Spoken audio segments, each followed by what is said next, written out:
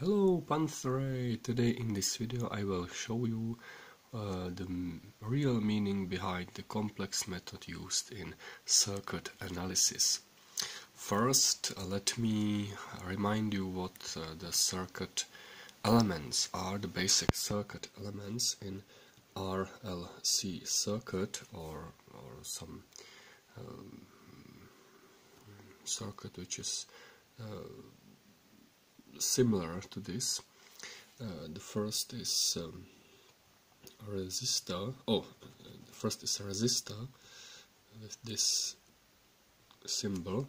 This is a resistor, and for resistor there is a constant called resistivity, I think, and it is the constant in which relates the voltage across this element and the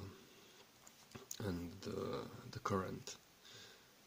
We shall write the current as I and the voltage across it's U. It's measured from this to this, so it's this voltage minus this. Okay, so and the voltage is R times I.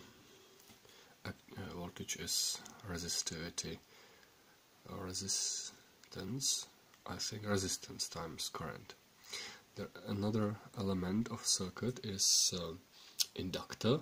It's basically a coil, and for a coil is generating magnetic flux. A magnetic flux through the coil when the current is flowing, and it's generating additional voltage on the coil. And the voltage on the coil is given by this formula. It's inductance L. This number is inductance times derivative of the current with respect to time. This is the formula which relates the current and the voltage for the coil. The next element is the capacitor. And in the capacitor there is capacitance, which relates the voltage and current, because the actual charge which is stored in the capacitor is given by C times the voltage. Yes, this is the equation, and it can be reformulated, because this is if you differentiate it with respect to time, then there is charge with respect to time, which is current. So current is given by C times derivative of the voltage with respect to time. The equations are quite the opposite. I is switched with U and L is switched to C. Okay, when you have these three equations, you can recognize that they are very similar to velocity and the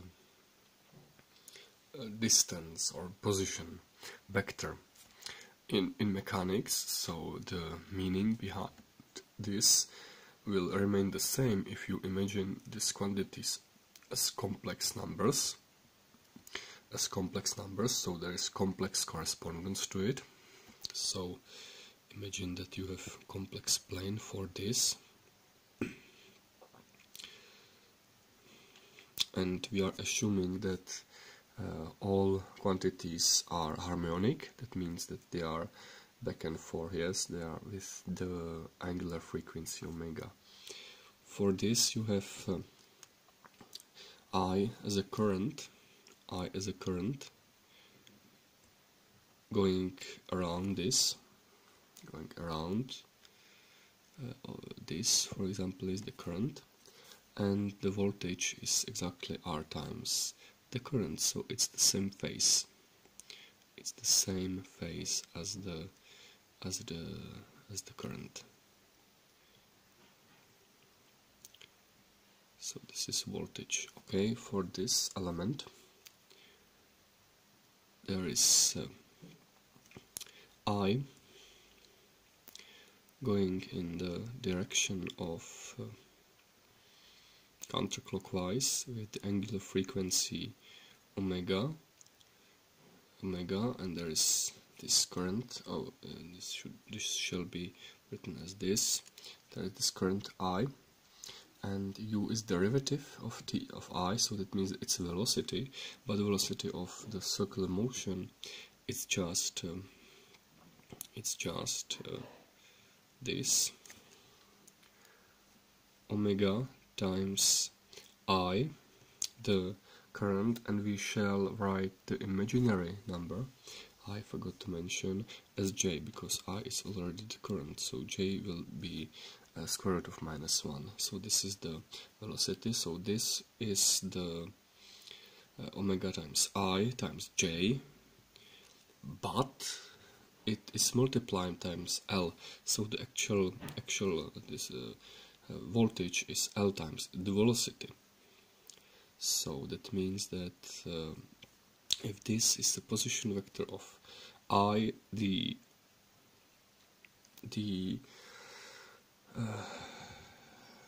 voltage is 90 degrees ahead of the current. So this is U then, and again it's circulating with the same angular frequency. For the capacitor, similar holds. If you have but in the opposite order, if you have the voltage circling with the omega angular frequency, then its derivative is just this vector.